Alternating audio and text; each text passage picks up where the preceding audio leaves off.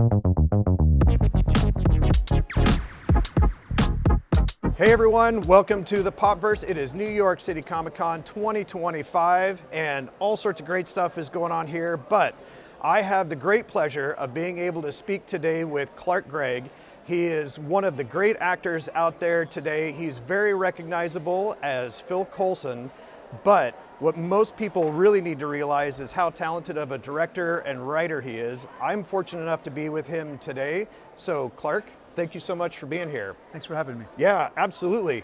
So I really want to start out asking about What Lies Beneath, because it's spooky season and you wrote one of the great spooky movies that's out there, and that continues to be a very popular film for folks. So tell us about that. I had moved to LA after working mostly in theater here for years, and I didn't know anybody or have any work as an actor, and so I started trying to write screenplays like a lot of people do, and one of the ones I wrote got the attention of a really cool executive at DreamWorks named Nina Jacobson. She hired me to write this idea that they had, and it became very quickly What Lies Beneath, with Bob Zemeckis came aboard to direct it, and Harrison and Michelle, and it was just kind of one of those great stories where I just couldn't believe any of it was happening. That's amazing. So after you wrote that, how long before you started to work on Choke and get that Chuck Palahniuk story going? I think even before What Lies Beneath had come out, I had been approached about adapting that book, and I said, I will only adapt this if I can attach myself to direct it. I think I have an idea about how to make this. But then I think it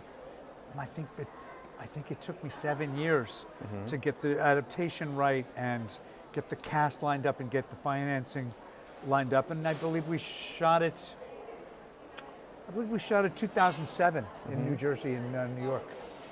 Nice. Now with that, so you've got What Lies Beneath, you're working on Choke, trying to get that out there. And by today's standard, Choke would be considered, I guess, kind of an indie movie by budget, because it was around $3 million at the time. Yeah. But with that budget and what you were doing at the time, how quickly did you shoot that film and get it turned around? We shot it late summer, I believe, in New Jersey. It was not a long shoot. I think it may have been 25 days, if I remember correctly.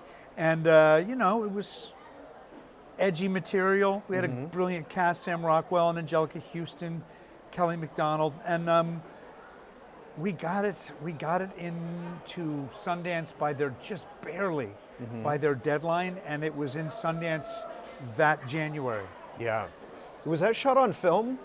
Yes, I believe it was. Yeah. It looked like it was shot on film, and that's kind of early on in the Super digital 16, days. actually. Super 16. Oh, nice. Okay, well that accounts for the certain level of grain that's in there. So it has a very cinematic feel to it, to this piece that is rather edgy and has quirky moments. It's kind of hard to not have Sam Rockwell come out as a particular personality, especially in scenes with you in there. So. I think that's fantastic that you did it, because that's early on in some of the digital age. That would have been tough to shoot. Yeah, I remember people were already shooting things purely digitally, but not everybody, and we were thrilled to shoot it with that. We thought that look really was going to work for the film. Did you prefer that? Because I'm sure a lot of the stuff that you have directed since then has been more digital. Did you prefer shooting on the film and being more of a director, a decider on things, as opposed to the coverage that digital offers? I mean, we were so in a race to try to finish every day, and I think certain days we had 2 cameras, often we didn't, if I remember correctly. And I mean, when you're in a pinch, having no worry about how much film stock you have, and having just 2 cameras that can roll all the time, 3 even sometimes, in particularly crazy stuff like in zoos. It probably would have been a little easier, but I love that it was still on film and has that look. That's amazing. Now, do you have anything right now, any type of scripts that you're looking at, that you've written, that you're looking to direct? Yeah, I've been working on this since right when Agents of S.H.I.E.L.D. ended. I had a couple of screenplays that I'd been working on with people. I've been working I've been working on a series that is finally ready to go pitch with Aggregate, which is Jason Bateman's company. Michael Costigan there. We've been working on that for a couple of years, and we're about to go out and try to see if we can get that set up as a series to make. I recently wrote my first play. I think we're going to do a reading of it here in New York in a couple weeks. Oh, wow. So is that after, because you just had a Broadway run 2 years ago, so did that being on Broadway? No, that was this year.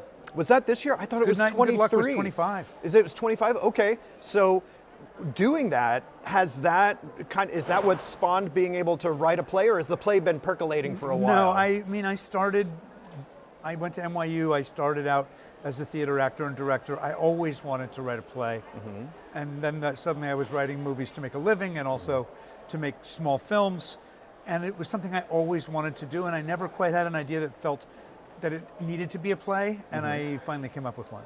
Now, does being so recognizable to a very large swath of people, really, as Phil Coulson, does that give you a little bit of leverage to be able to at least be able to pitch some of your projects to other doors that may not have been open prior? I mean, it's a strange time in the business. I think there's been a little bit of a contraction. I'm hearing that it's kind of tough to set something up right now, more so than it was 3 or 4 years ago. I don't think it hurts any, but I think these days you've got to have something that feels like something people want to see and a really solid proof of concept. Do you think that's genre-based, or do you think that's the energy a person brings to the room when they go to pitch it? I think it's both. Okay. I think it's both. I don't know, it feels like there's the moods shift, and very often one will get a memo of here's what this streamer's buying and here's what that streamer's buying right now. And I've always found it perplexing because by the time you write something to that, they've already shifted. There certainly is a moment where lots of people want something very procedural, and it's not really the way my brain works, even though I've spent a fair amount of time with it. I've wondered whose brain works that way. For people who try to anticipate what a market could be, especially people trying to do something indie and they're wanting to break in. Yeah. And anytime they are looking at what is selling right now, who's buying it, by the time they get all their eggs in a row and try to pull that off, it's probably shifted unless they're lucky enough to ride some kind of a horror train. I mean, yeah, as I lived in Hollywood for 23 years, you see that the shifts, and as soon as something that nobody wanted, one of them will become a huge smash, and then everybody wants it. So yeah, for a long time it seemed like, and I've brought up horror. I guess I'm still, what lies beneath is still part of the subject matter with some of this, but the horror aspect of that, it seems like a lot of people see a Blumhouse and they want to write to a Blumhouse, and then there's 20 Blumhouses or whatever the next one is. If folks are wanting to try to get in with something Ryan Murphy, then there's 20 Ryan Murphys. Yeah. And they're chasing the idea as opposed to creating it. yeah, I mean, I was surprised when they hired me to write What Lies Beneath. Horror wasn't really my thing because I get insanely scared. It's embarrassing. I don't know why. I get a lot less scared in life, but in scary movies, I finally made myself sit down and watch Weapons, even though I was very anxious about it, and it was spectacular. I loved it. Yeah. But it's a real genre that people care about, and I love the twists that are on it. The Nosferatu last year was incredible. I always have to find something within that genre that speaks to something more for me. Yeah. I'd like to ask you about your new series that's coming out, The Artist. And I don't know what the date is on when that releases, but you're a very interesting character in there. The Artist is a period piece that's being produced by my friend Hilary Shore, this amazing writer-director Aaron Rappaport, and they're starting their own streamer to do it, called Network. And it's a really unusual way to go about it, but then they put together this amazing period piece based on some real characters.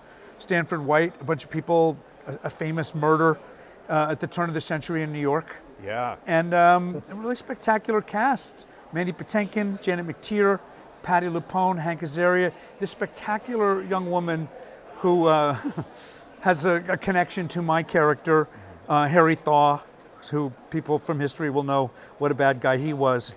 But her name's Ever Anderson, her mom is Mila Jovovich, and I think she's 17 or 18 now, and she's just really special, wonderful young actress.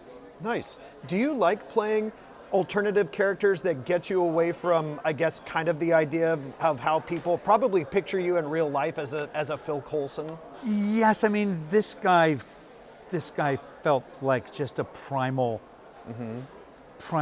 sometimes dark, but just a primal figure. And there was something about that felt very the opposite of somebody like Phil Coulson, who's kind of moral and thoughtful. Yeah. And also just to do a period piece set in New York was exciting. That's excellent. I saw a little trailer for it, and Just it came out. looks I believe really it's great. November 27th, maybe? Is that Thanksgiving Day? Yeah, I think the first half of the season launches on Thanksgiving Day, unless I'm screwing that up. Yeah, I really appreciate your time in this. This is kind of a big deal to be able to meet and talk with you. This is kind of a special moment. So thanks. It's pretty cool. Oh, thanks. And again, you said November 17th for that? The Artist, coming November 27th on Network. That's fantastic. Thank you so very much Thanks. for all of this.